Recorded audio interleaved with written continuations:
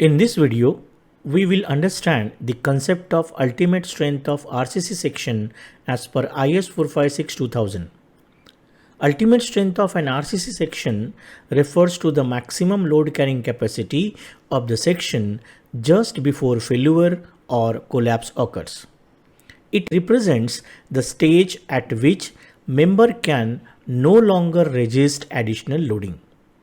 According to IS 456-2000, reinforced concrete members are designed based on two important limit states. First, the limit state of collapse, which ensures safety against failure. And second, the limit state of serviceability, which ensures acceptable performance during normal use.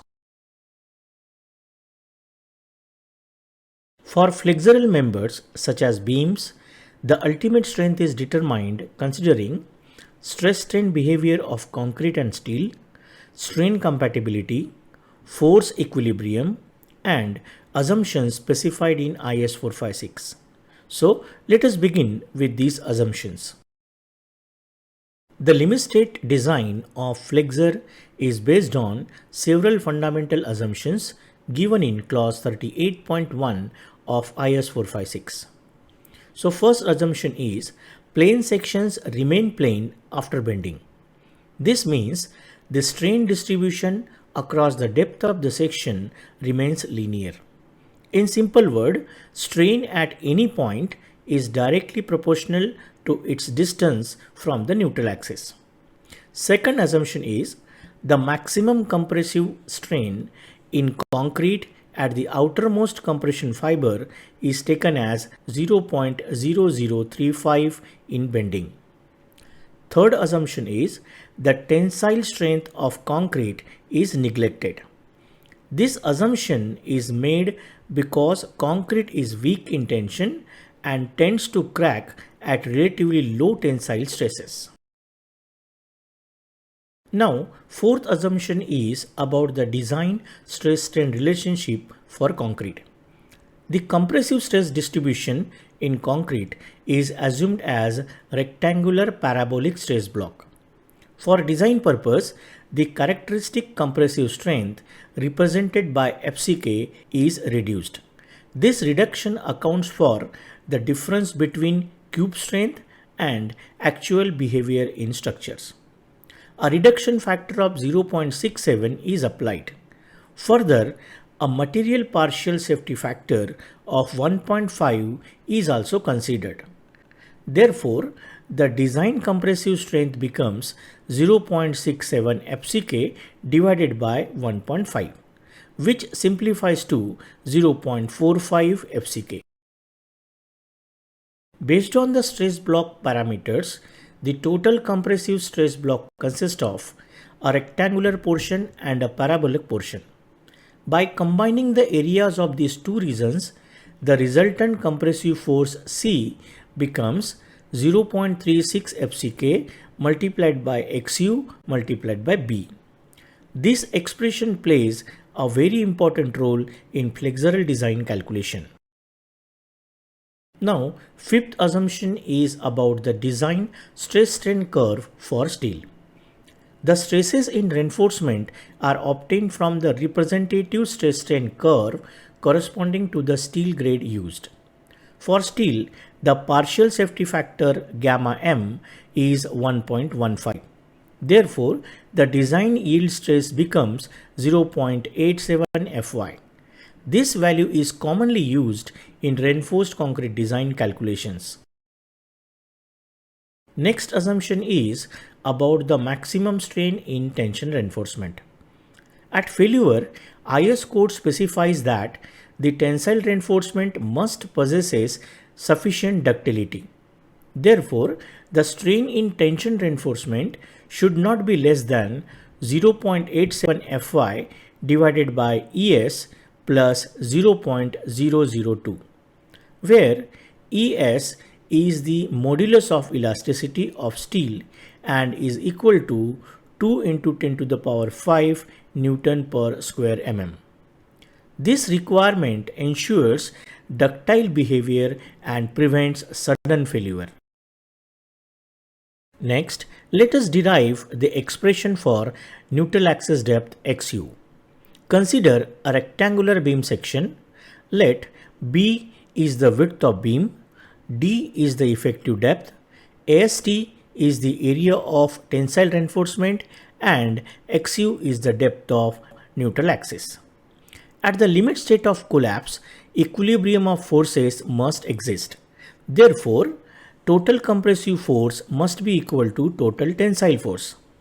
The compressive force is C, which is equal to 0.36 FCK XU into B. And the tensile force is T, which is equal to 0.87 Fy AST. By equating compressive force and tensile force, we obtain the expression for neutral axis depth. After dividing by effective depth D, we obtained the normalized form given in clause G 1.1a of IS 456. To avoid sudden and brittle compression failure, IS 456 limits the maximum depth of neutral axis. The code specifies that at failure, the tensile strain must be greater than or equal to 0.87 Fy by ES plus 0.002. Using the linear strain profile and applying similar triangles, the limiting depth equation can be derived. After substituting ES values and simplifying, we obtain limiting neutral axis depth values for various grades of a steel. These values are already provided in IS code table. Now, let us understand one of the most important concepts in RCC design. Reinforced concrete sections may behave as balanced section, under reinforced section, or over reinforced section. Let us start with the balanced section. A section is called balanced when the concrete reaches its ultimate strain of 0.0035 and simultaneously the tensile steel reaches its yield strain. In this condition, both material reach their limiting stage together. In under reinforced section, the steel reaches yield strain before concrete reaches its crushing strain. As steel yields earlier, large deflections and cracks develop before failure. These visible warning signs provide adequate notice before the collapse. Hence, under reinforced sections are preferred in design. Here, steel percentage is less than balanced percentage and actual neutral axis depth is less than the limiting depth.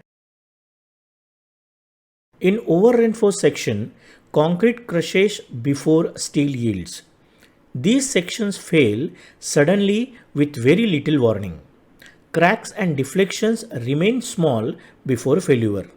Therefore, the failure becomes brittle and dangerous. Hence, over reinforced sections are not preferred. If such a condition occurs, redesign becomes necessary. This may be achieved by increasing beam dimensions or using higher grade concrete or providing doubly reinforced sections. The comparison of section behavior as a balanced, under reinforced and over reinforced is shown here as diagnostic matrix in tabular format. Now let us derive the expression for moment of resistance. Moment of resistance represents the moment carrying capacity of a reinforced concrete section. It is calculated by multiplying the internal force by the lever arm. In other words, moment equals force multiplied by distance. The lever arm is the distance between compressive and tensile forces. When XU is less than XU max, the section behaves as a under reinforced. The moment capacity is determined based on tensile force in steel. Substituting xu from the equilibrium equation, we obtain the moment expression given in clause G1.1b. When xu becomes equal to or greater than xu max, the moment capacity reaches its limiting value. In this case, the limiting moment of resistance is calculated using compressive force in concrete. So, replacing xu by xu max and simplifying, we obtained the limiting moment equation given in clause G1.1c. For different grades of steel, these limiting moment expressions can be directly obtained from IS code tables.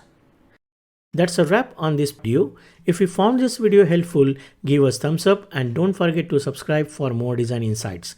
Drop your queries or experiences in the comments below and we might feature them in our next video. Until then, keep learning.